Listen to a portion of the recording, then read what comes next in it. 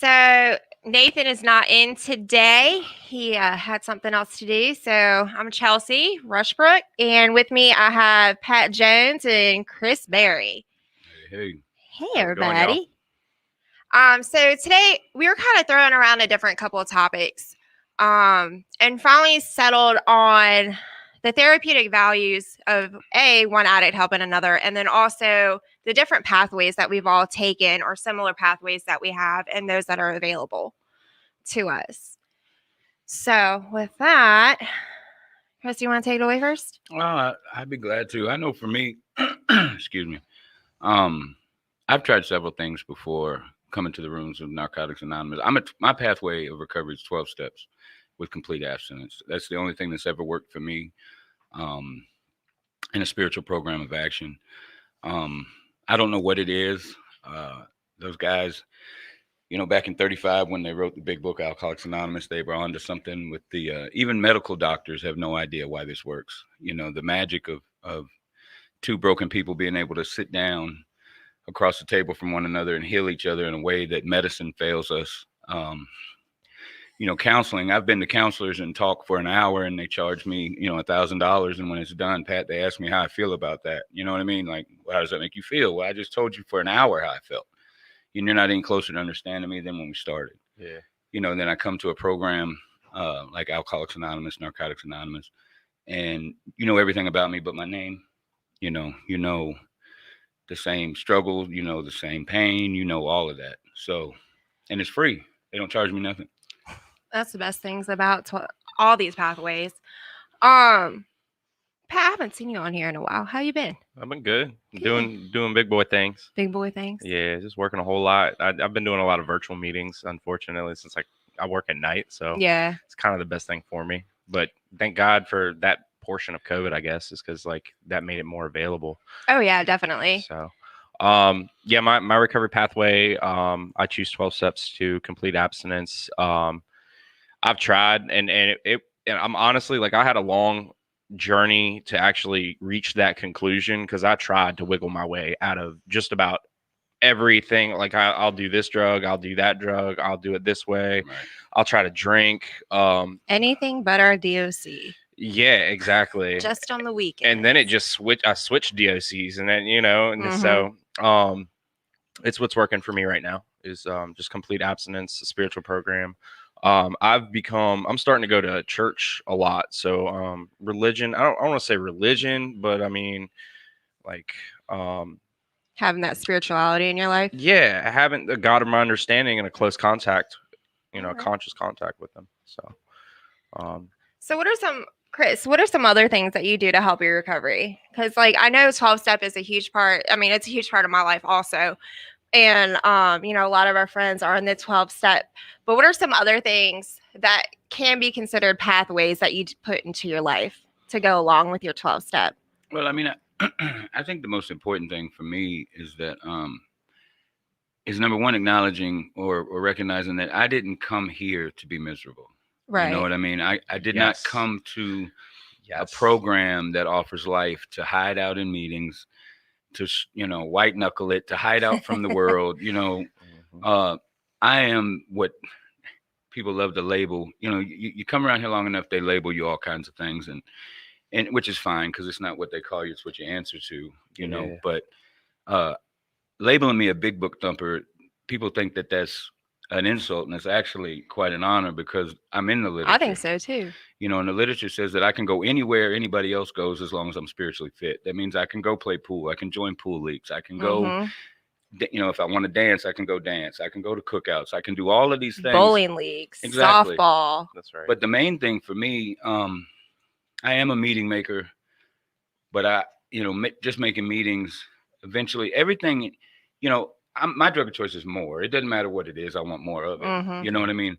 And I can bring that same mentality into the rooms and into recovery and do too much recovery. If that's, I don't mean to say too much recovery, but making really 5 meetings a day. Thing? Well, I mean, you can switch one addiction balance for another. Exactly. I mean, but if it's a healthy addiction, is that okay? Exercise to a point which I know our CEO uses exercise as a recovery pathway and does encourage it. Thank you, Honesty. Yeah, I'm allergic to exercise, I think.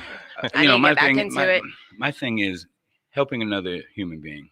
As long as I seek out ways to help somebody or be helpful to another child of God on a daily basis, that because if I'm trying to determine what's healthy and unhealthy, and I have no point of reference, you know what I mean? I can't. You know what I mean? Yeah. So left to my own devices, so I have to, involve other people in my life that are more experienced members, Right. and Definitely. ask questions and learn how to ask for help and learn, because I'm a product of the jail system too. And a big shout out to those that are watching or listening in jail, because that's where a lot of the seeds get planted. Definitely. And I know it did for me. and that's where Me hope comes Yeah. from. You know what I mean? Because it is a hopeless environment when you're in jail. There's nothing. If you go to jail just to play cards and have fun, then God help you. Yeah, really. Pat, what's another part of your recovery pathway? I like what you said, Chris. Like, I didn't get into recovery to live a life in a bubble. Like, and honestly, that was a big deterrent for me when I saw people like just going to meetings. They'd always be around, and like I'm like, do these guys actually like live another life? So I think for me, like finding balance really is a part of my recovery. for sure. So like we did this thing back in a rehab that I went to in Vegas, that we did like this little pie chart, I guess, and it had these spokes coming out on each end, and you would label like each part of your life, right? And if it wasn't well rounded, it wouldn't roll. So I mean, that's I think you can go to too many meetings. I think you can go to the gym too much. I think you can, do certain aspects to excess. Oh, definitely. So I mean, well, as addicts, we obsess over everything, and it's always balls to the wall. That's basically. Right. That's my MO. Like I want, like you say, I want more, and I'm gonna do what I do to extremes. Like I'm an adrenaline junkie. I like to do things that make me feel good, right? And if I'm doing things that are familiar on a regular basis to excess, that makes me feel good because I'm in a place of comfort. I like to branch out. A big part of my recovery is doing things that I haven't done before, like trying things. Like I went to a trampoline park, or like, aren't those fun? That's so I fun. used to take my son when he was little. Yeah, or like go to a go-kart place, or just like random things that I wouldn't actively seek out when I was using. Right. I want to live my life. Like I was in jail for 2 years. I just got out in December. Like I missed a lot of life. So I think, one thing, and I've said it before on this show, like don't use no matter what. You can do whatever you want. Just accept the consequences. I can go spend my money on clothes. It might make me feel good. Just accept the consequences. Then I might be friggin' broke for, a couple weeks. Yeah. It is what it is. Right. Well, I'm the same way, Pat. I have real bad buyer's remorse. You know what I mean? Like, right. Like when in the street, it wouldn't bother me at all to drop $300, $400, $500 if I had it at the time. Yeah. And it really didn't bother me to drop your $300, $400, $500. Oh, definitely not. You know what I mean?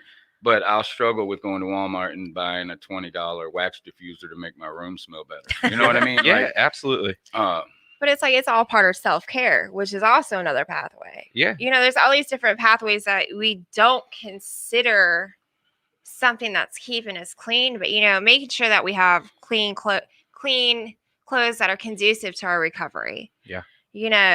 Clothes that aren't stigmatizing. I mean, all of us as addicts have been placed in this bubble, or this is how I feel. I can't talk about it for other people, but we've been placed in this bubble that we wear ripped up clothes, we wear certain types of clothes that are just so stigmatizing, and like.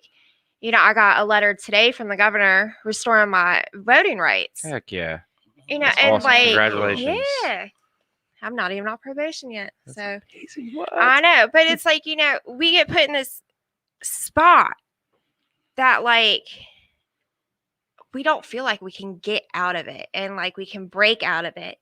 And like I know, Pat, you were in jail for a couple of years before you came in here, so you had a little bit of clean time under your belt before you come in. Yeah. Have you had any difficulties like switching from, jail recovery or jail clean time to real life I mean, clean time and recovery? yes and no. I mean, I was a firm behavior or believer that like if I used in jail, there was absolutely no way possible that I could stay clean on the street. And I was blessed. I was on a workforce program. So I was on the side of the road.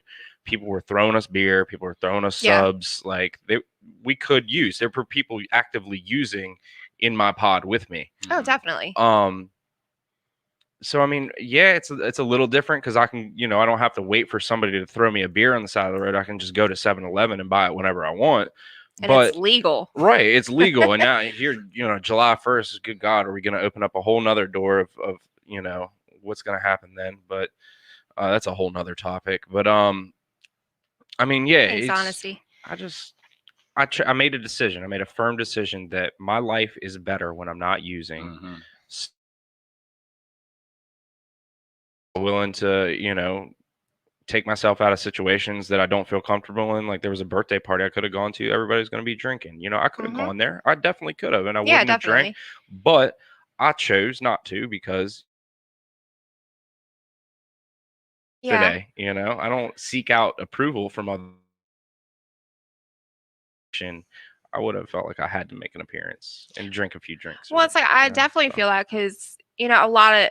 I mean, I come from a line of alcoholics. My family still drinks. I was the outlier. Right. I was the alcoholic and the addict. It's all one thing. They just don't consider it the same. Right. So, and from where I was, I can't have 1 or 2 drinks. I'm drinking till I'm on the floor. Yeah. And going to these family events still, and my cousins are drinking, my uncles and whatnot are drinking. It's just like, it's gotten to a point where it doesn't bother me as much. Mm-hmm. Only when they get like to that drunk point. Like I can go out Sunday. I went out to Texas Roadhouse and, wasn't going to wait for 45 minutes for a table. So I went and sat at the bar. And there's these 2 extremely intoxicated guys, but it's like literally, I almost felt like, oh my God, I used to be like that. That's a good example of what not to do. Yeah, it's like, I was like, I used to be that person that would be sitting at the bar acting a damn fool. Yeah. And it's like today, now I know not to sit at the bar. I can sit in the bar area, but I'm definitely not going to sit at the bar again. Right. That's the first time I've done that. Sat in a bar, at the bar, and almost 3.5, 4 years. Yeah. It was definitely testing. I will admit that. I think this whole program is a whole series though of trial and error. Like as long as you don't use, like no matter what. Oh right? Yeah, no matter what. You're gonna have your own pathway. You're gonna have your own experiences, and that actually in a 12-step program like that furthers the fellowship. We gain more experience as a fellowship by people kind of stepping out there outside of the bubble and experiencing things. That way they can come back and tell us, you might not want to go do that. It was a little sketchy back there, Yeah, and I talked to my sponsor afterwards. She's like, well, now that's one more thing that you know what not to do. Right. Yeah. Well, the experience is absolutely the best teacher. Hands down. Definitely. 100%. And I think way back, like I had this disease thinking my whole life. Mm-hmm. You know what I mean? Easier, softer way. How can I hit a lick? How can I manipulate? How can I do these things? I had wonderful parents. My daddy said, "Don't do this," and I'm gonna do it anyway. If it was worth, the beat down to do it. If it was worth the whooping, if it was worth being grounded, then I stayed and did it. You know what I mean? The manipulative mindset. So coming here at this stage in my life where, and one thing that I know to be absolute fact is inappropriate behavior unaddressed will always repeat itself. Yeah. Always. Yeah. If I can get away with it, then I'll continue to try to get away with it until, there's consequences. Oh, definitely. And then after I'm suffering those consequences, when I'm sitting in jail, then I try to refine and fix where I went wrong in that process of getting away with it. Well, how did they catch me? Oh, they caught me because I didn't run soon enough. Next time, you know what I mean? Instead of just, if you're not in the picture, you can't get framed. Just don't do it. That's Mhm. right. Just I don't like do that. it. That was a Yes. good one. You I feel used me? to talk to people about that all the time when I was in there, and they're like, "Man, if I would only like move the money this way or done it this," Right. I'm like, "Just don't do the behavior. Exactly. When Like, I- just take the whole thing out of the picture. You'll Yeah. be fine. You'll never come back to these kind of places." Yeah, and it's like our behaviors are what gets us in trouble when it comes to using. right.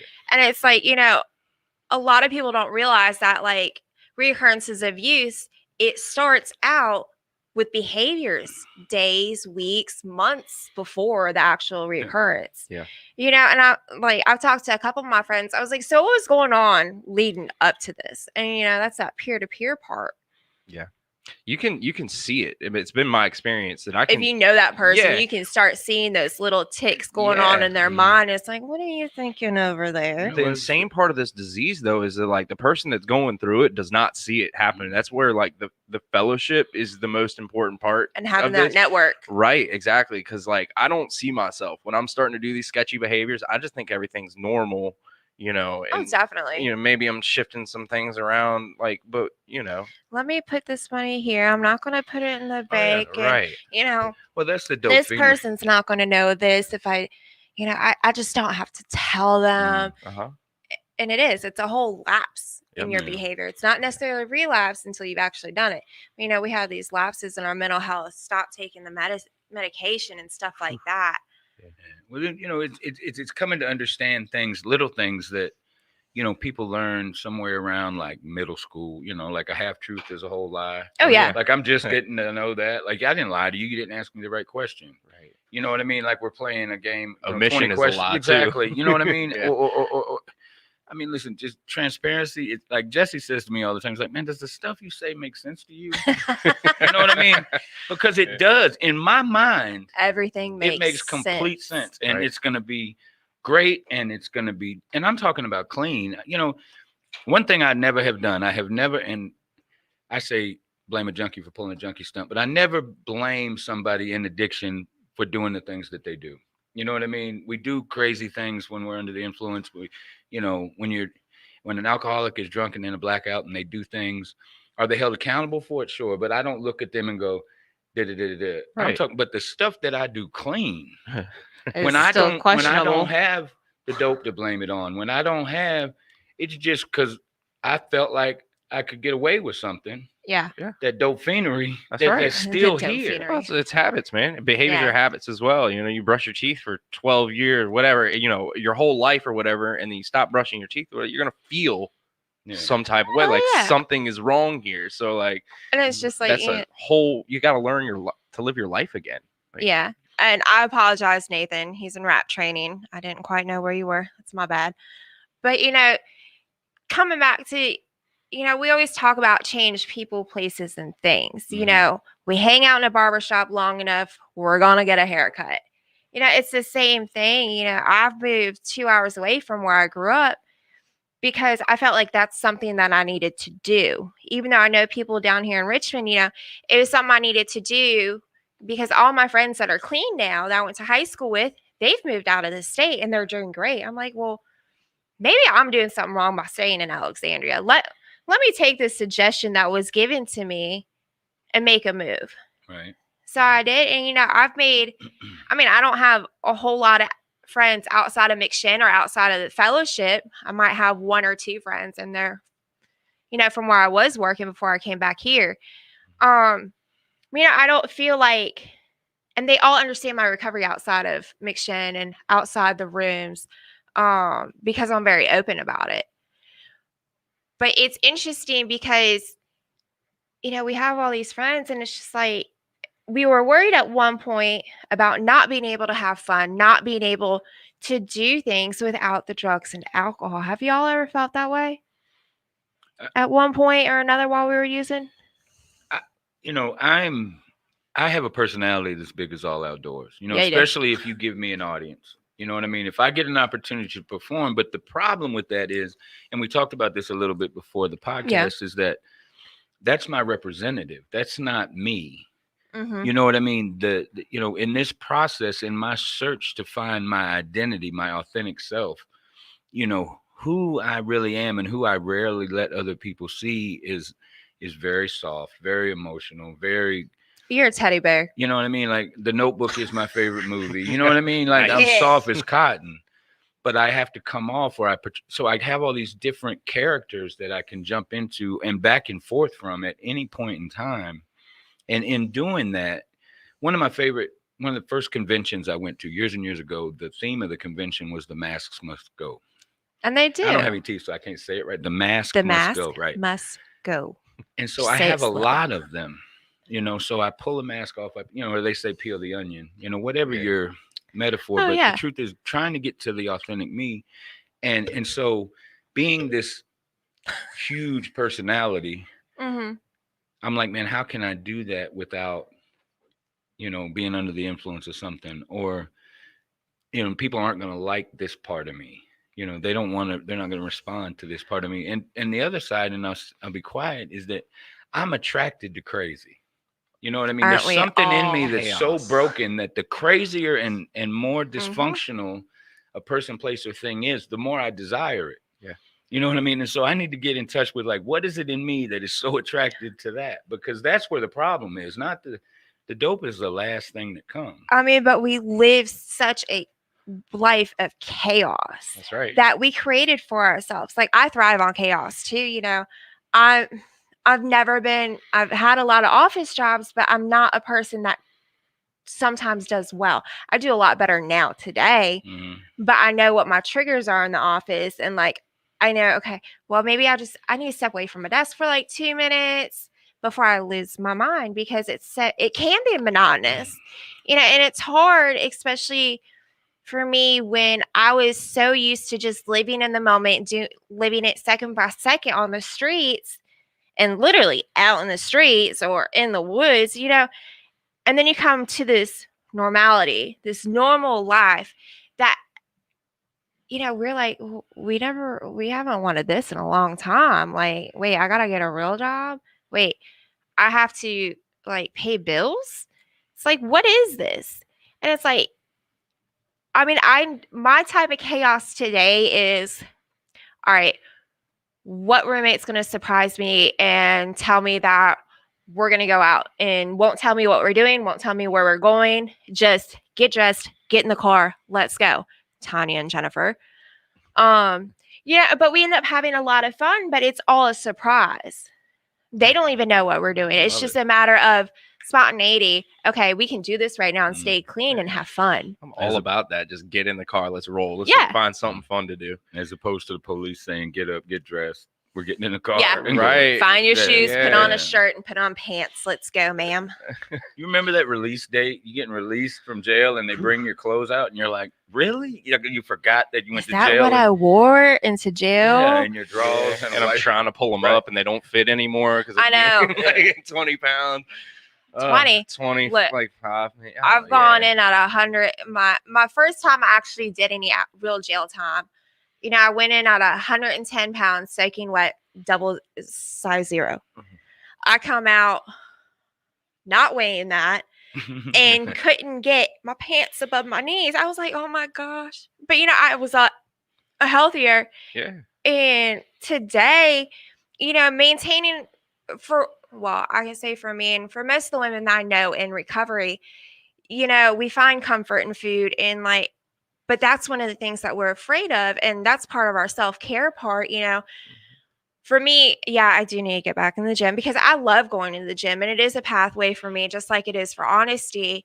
I'm not much about riding, but I like going to the gym. I like putting work into myself, not just into my recovery, but putting work back into me in order to be the best person I can, not just for me, but for my kids. I have a hard time going up and down the stairs right now without having to catch my breath and sit down for a second and be like, oh my God, I'm dying. Mhm. I feel you. And I've never been that way. Even pregnant, I was never like that. But I'm okay with my body today. I have 2 kids. I'm good. I deserve the mom bod. I can go out to the beach, whatever. I think that's one of the biggest things that one of the biggest gifts that I've gotten in recovery is I've maybe I've not found completely who I am, but I'm comfortable with myself today. I've gained a little bit of weight since I got But out you're of jail. happy. Exactly. I'm happy. I'm comfortable. I can be my authentic self around most people more than I could have, Yeah. in high school and middle school. Like I was this scared little child that felt like I had to put a mask on, and the Yeah. mask was ever changing. I was the guy that hung out in band. I hung out with the emo kids. I hung out with, like the jocks. Me too. I literally like would What is group a hop. what kid? Emo kids. What is that? They didn't have that when you were in high No, school. they Sorry. didn't. No, all right. I don't know, man. Black clothes. I'm sad all the time. Woe is me. My parents hate Gotcha. me. I love that you called it an emu kid. Yeah, I Did didn't he know really? what That's awesome. Justin, I haven't heard from you yet. You haven't. No. All right. You're sitting over there all quiet. Hey, Yeah, that's what I yeah, do. I got you now. The What are your pathways? my pathways right now, I am working a 12-step program. That's what my sponsor works. So that is naturally what I work. I've also found Smart Recovery, which I absolutely love. It's there's a couple of things about the 12-step program that I find it kind of difficult to wrap my head around. Okay. Fair. And I think there's a lot of people that feel the same way. And it's, there's things that you can take away from every 12-step meeting that you go to, but there's a lot of things that, again, that you just have a little bit of difficulty wrapping your head around, that maybe just doesn't quite make sense at first, that you find difficulty with. Smart Recovery for me is more of a direct form of, how am I going to stop myself from using right now? How am I going to recognize if I'm about to start using? What can I do? What kind of, actions can I take to avoid potential situations that would cause me to use? Oh, definitely. Which is, for especially for, someone that's new to recovery, it's about what can I do right now? Not necessarily what's going to happen down the road. Right. As addicts, we want what we want right now, immediately. We have no patience. We don't want to wait. Instant gratification. Exactly. And that's one of the aspects that I think that Smart Recovery kind of gives you, is that instant gratification. Okay, here's an immediate set of tools directly in my toolbox that I can absolutely use right now, to keep me safe. It's not, how can I describe it? There's the whole focus is on, basically the not the desire to stop using, but the whole focus is just on, keeping yourself, like I said, out of situations that, could cause you to potentially have a recurrence of use, as you like to call it. So kind of like just changing your lifestyle. But the cool thing about Smart Recovery is that it's not just for addiction recovery. It's a life program also. Yes, correct. Same with, Celebrate Recovery, Life Recovery. Those are all similar. It's not just for the addiction. It's not for just drugs and alcohol, but life in general. Yeah. And the behaviors, because there's certain behaviors that we thought were only associated with addiction and active using, but they're not. It's also geared towards life as well. Yeah. And it affects our relationships and our friendships and our family. I like to say all the time, like we don't always, addicts don't only have addict problems. Like we have real people problems. We got people problems. Yeah, right. I do have to learn how to become a productive member of society again, but like once I learned that, like then normal life shows though. Like you said, like I got to learn how to utilize a bank system. What is credit? How do I build that? And it's all a work in progress, that we have to utilize our networks for. Sorry, I didn't mean to kick you. But utilize our network to see, okay, well, I just need suggestions on like, how do I check my credit? How do I get my FICO score? Like, what are these things that normal people already know? And we go to other addicts and be like, hey, I just need to learn how to do this. How did you do it? Right. You know, and Gwen, hi Gwen. You know, I've looked into Women for Sobriety also. It is a really cool program. I don't know if you guys should check it out. It's very much about I think I'll go. No, Is it I only know for it's women. Are you encouraging me to check out Women in Sobriety? online. Oh. Jeez Louise. But Women in Sobriety is also a pathway to recovery, but it's not 12 steps, but it's based on positive affirmations and like basically getting you to love yourself again and getting that empowerment and exploration and, you know, relearning yourself. Yeah. So it's kind of like what we were talking about, you know, who are we? Because we were actors for so long. We played different parts in our lives. You know, we were one person for this person, one person for this person, you know, and this whole time. I mean, I'm a big character like Chris is. But, you know, for years I was screaming on the inside. I played the social butterfly part for most of my life because it was what was expected of me. You know, especially my Leave It to Beaver kind of family with my mom, how she wanted people to see us. I played that part because that's what she wanted. Yeah. You know, but I think that's a big reason why I was unhappy with myself for so long because I didn't know who I was. That's what made me rebel. Honestly, it's like I kind of this whole cookie cutter lifestyle where like I was supposed to go to college for 4 years. I was going to work for the government for 25 years, retire and go to Wisconsin. Like Wisconsin. Yeah. The whole family's from Wisconsin. It's But Wisconsin. I don't know. I rebelled. I didn't want to do it. I told my dad when I was, I think in like 9th grade, I'm not going to college. Screw that. Dude. That may have been your life, your dad's life, whatever. And, you know, so I get that. I had to find who I was. So I like that. I guess Women for Sobriety. Women for Check it out Sobriety, online. yeah. Like, seriously, I really strongly believe in the positive affirmations. In the jail that I was at, you know, we had this thing called drug dorm. We also had the wind dorm and the mind dorm. Women in recovery, men. So like Women. therapeutic community. It was. One's for the men, one's for the women. It's faith-based, but you know, one of the things that we're in both programs for the men and the women, you know, it was very much positive affirmations. Tell yourself this every day. Like if you don't believe it, then tell yourself until you believe it. Right, love yourself until, you know, you actually love yourself, even if you have to fake it. But I definitely think positive affirmation is something big for me. You know, I made this poster when I was in the intensive program. I still have it. I've been here almost a year and I still have this darn thing and it's hanging up on my wall because it reminds me, you know, I am a good person. I am worthy to be alive today. You know, I am doing good things. I have trouble with that sometimes. Right? Like I love good. I statements. I can do it with myself, but when I hear like affirmations come from other people, bro, you're doing such a great job today. I hate it.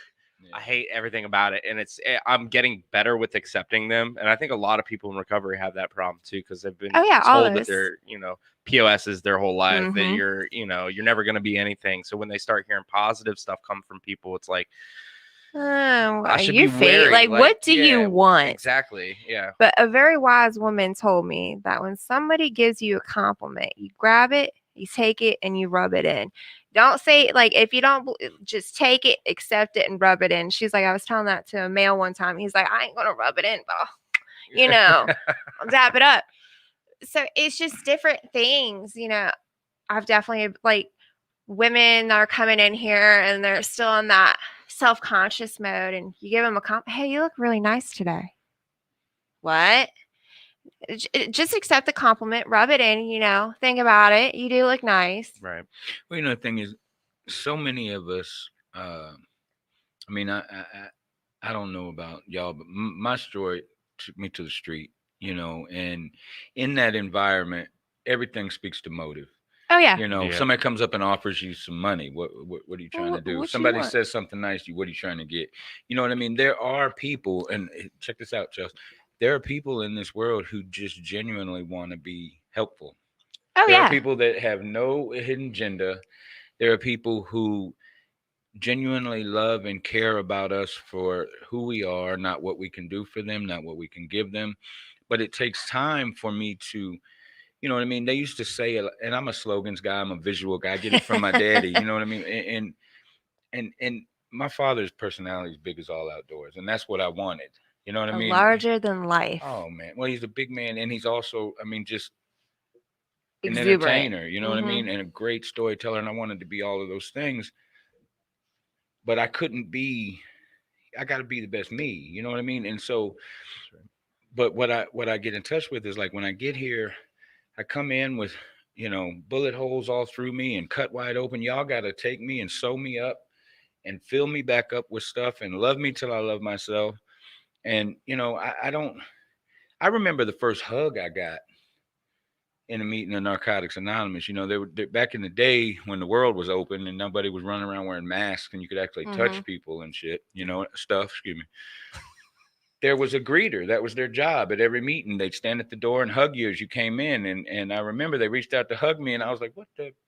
What are you? But then what? I Don't started, touch me. yeah, then I started running around hugging everybody. I was hugging people twice. I was like, hey, Yeah. they're like, you already got me. I know, give me another one. You know what I mean? We got a guy like that that runs around the building now doing it. You know what I mean? But Yeah. it's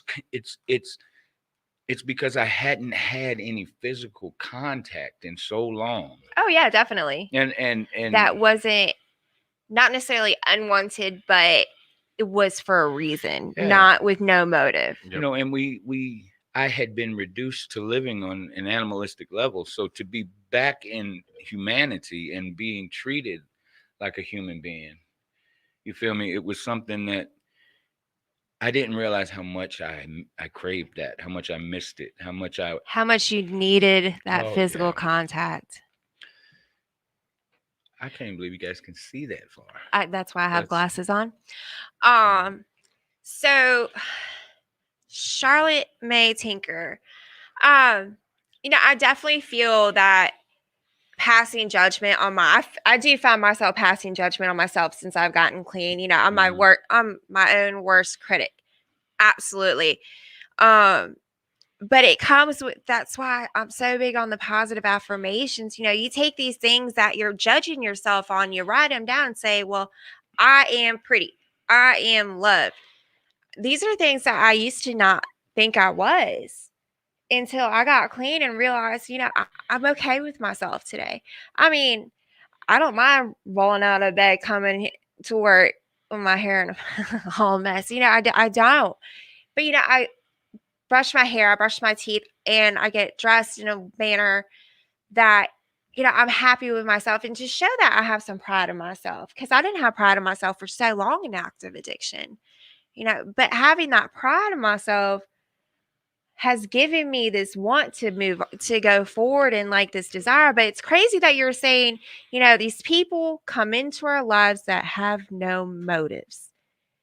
I was just telling a friend of mine that, you know, this last night, you know, there's people in your life that they don't want anything from you except for you to love yourself and to believe in yourself. Yeah.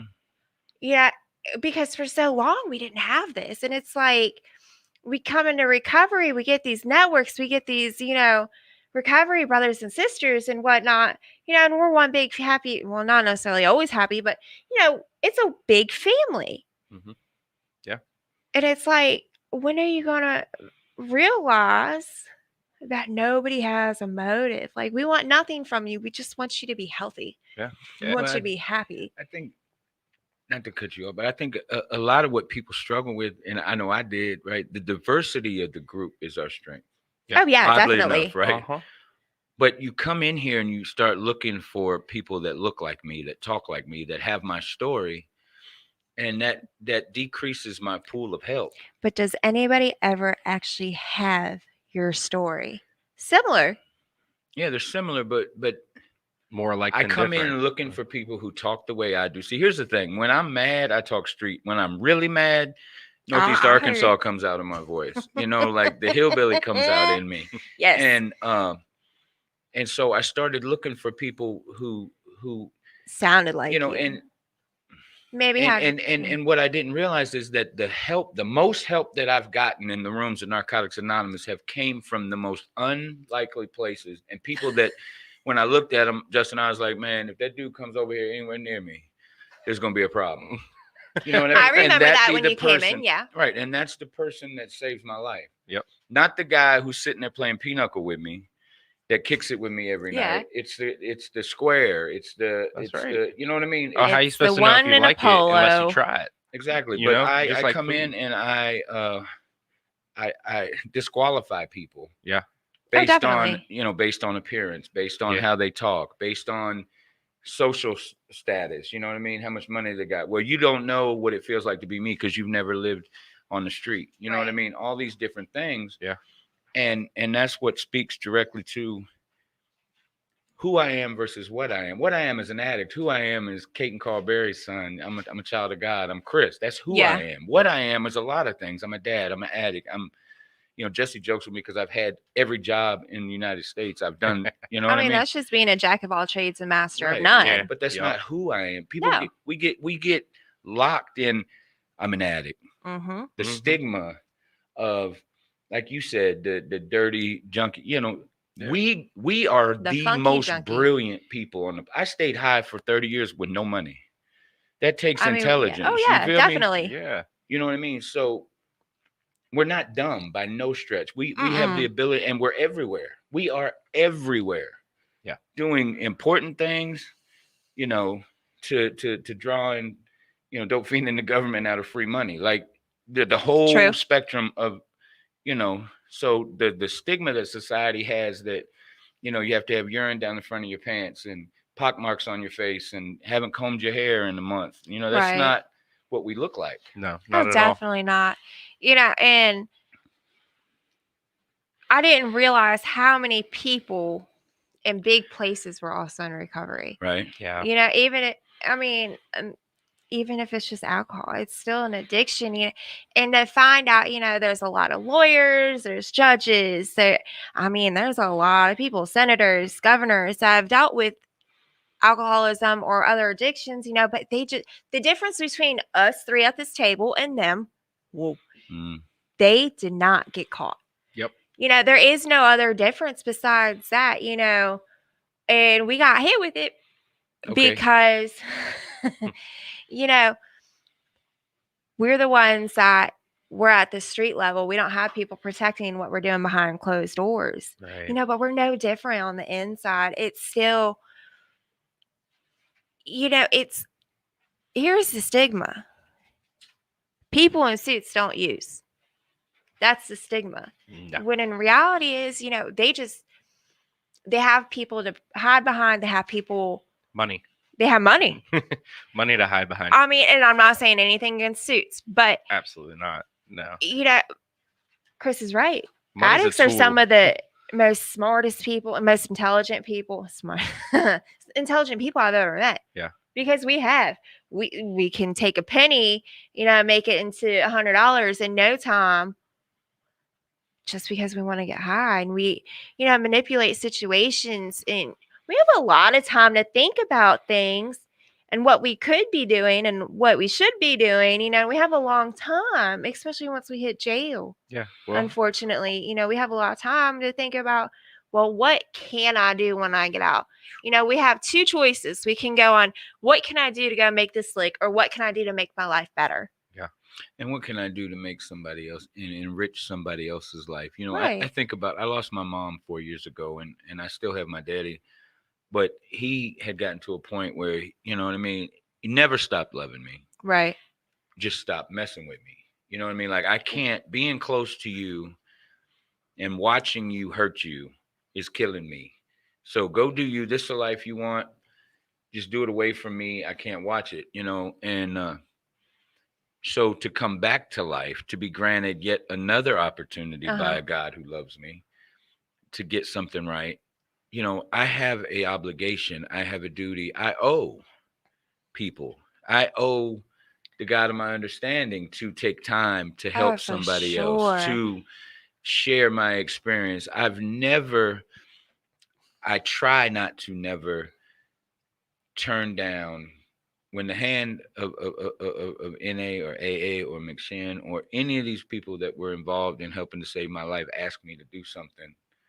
If it's within the realm of my ability, I need to be willing to do it, because if I was ever offered some dope, you know what I Yeah. mean? It didn't matter what I had going on, how busy I was.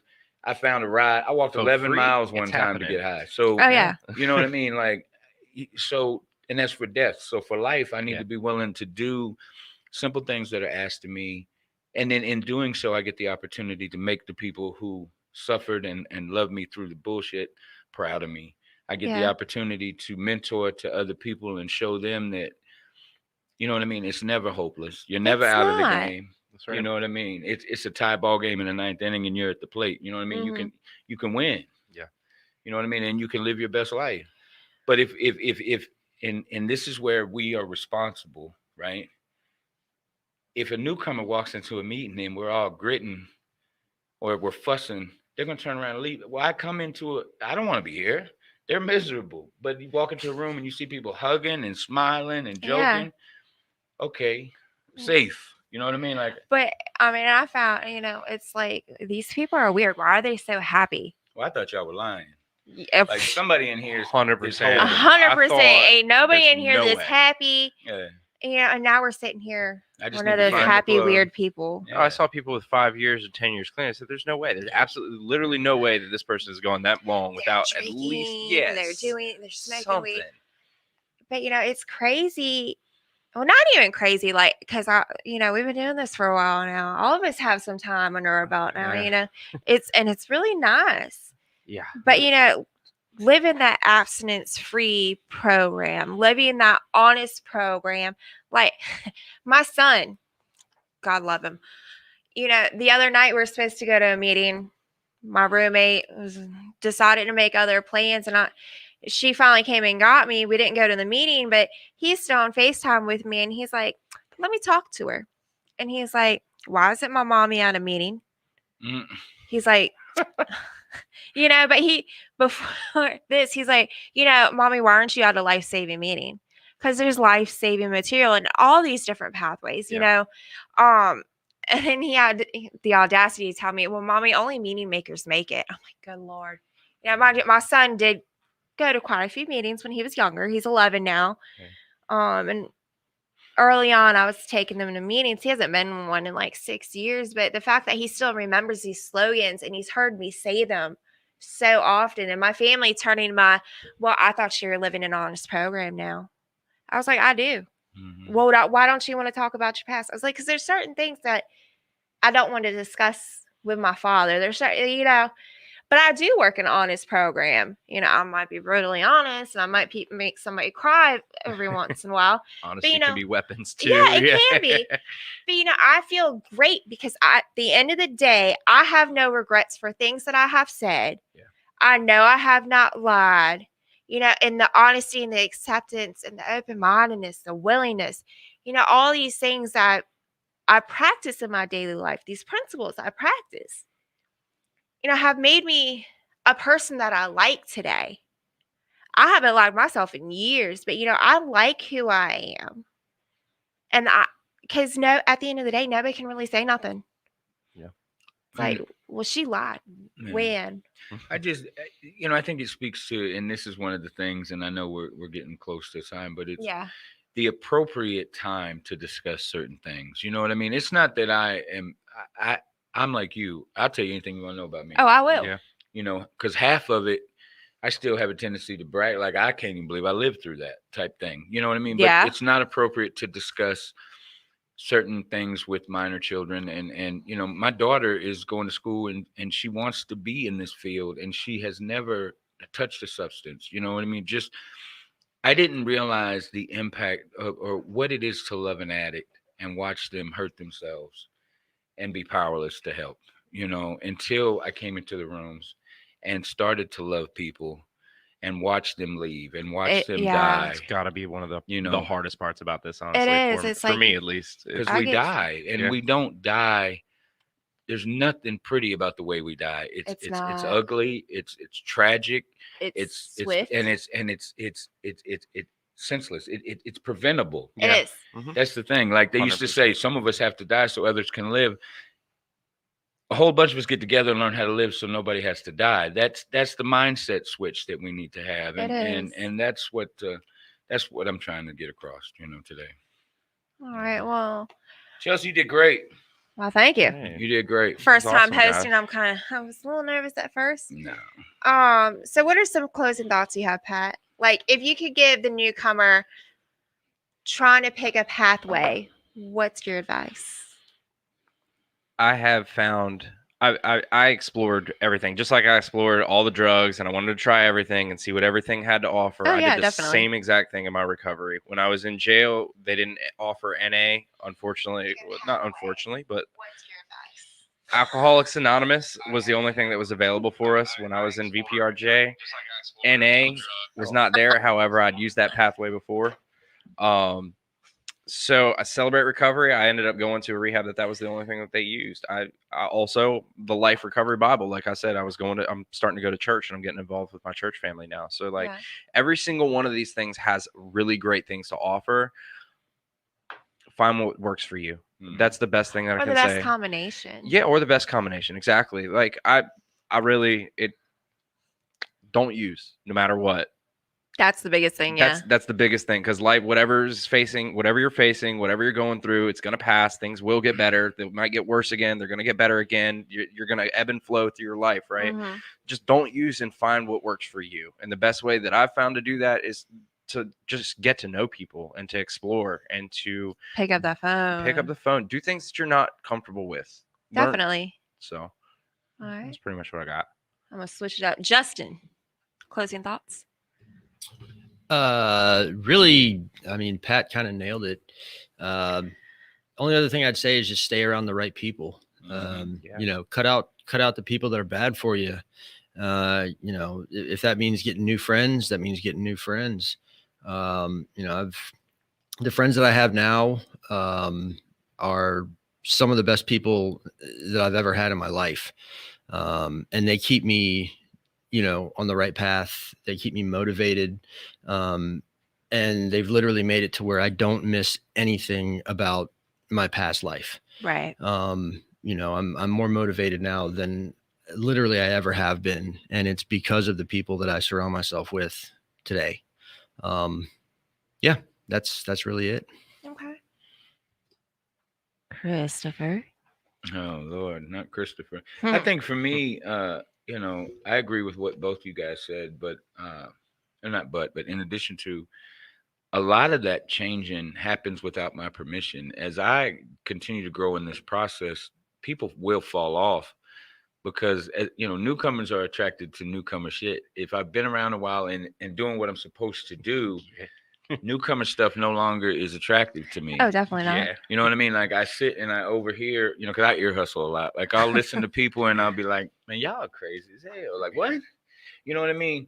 So We don't do you that know, anymore. and God will remove people from my life. People come in my life for a reason, a season, or a lifetime. Mhm.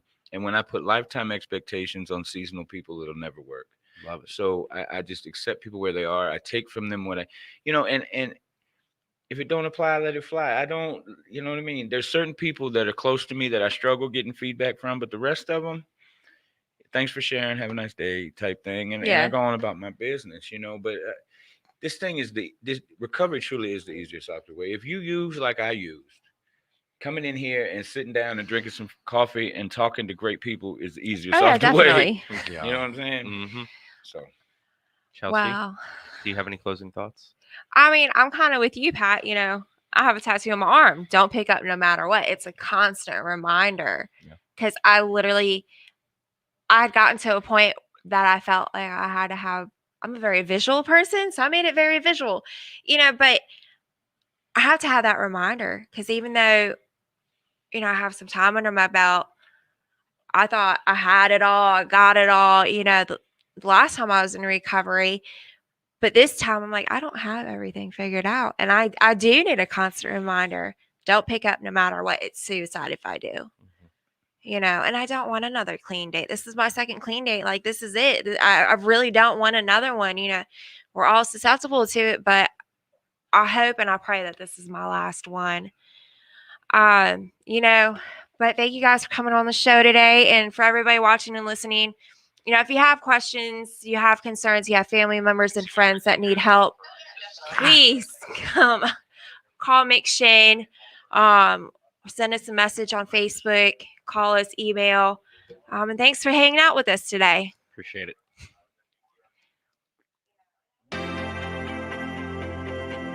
Here at McShane, we believe in the McShane way, which is authentic recovery support service providers, people with lived experience, bringing that experience to those who need that lived experience in recovery. Here at McShane, we believe in many things to support our mission. We believe in women empowerment. What I love most about what we believe here at McShane is we believe in the authenticity of the peer-to-peer approach. Here at the McShane Foundation, we believe in giving people opportunity. Here at McShane, we believe in the inherent worth and dignity of every person. At the McShane Foundation, we believe in helping people reach their full potential. Here at the McShane Foundation, we believe in multiple pathways to recovery. Here at McShane, we believe in placing principles before personalities to help spread hope. Here at McShane, we believe that recovery is possible and that any person seeking recovery can become a more acceptable, responsible, and productive member of society. Here at the McShane Foundation, we believe in self-discovery. Here at McShane, we believe in saving lives and offering second chances. Here at McShane, we believe you can do this. Here at McShane Foundation, we believe that we can only keep what we have by giving away, which is why we continue to help others like us seek and find recovery.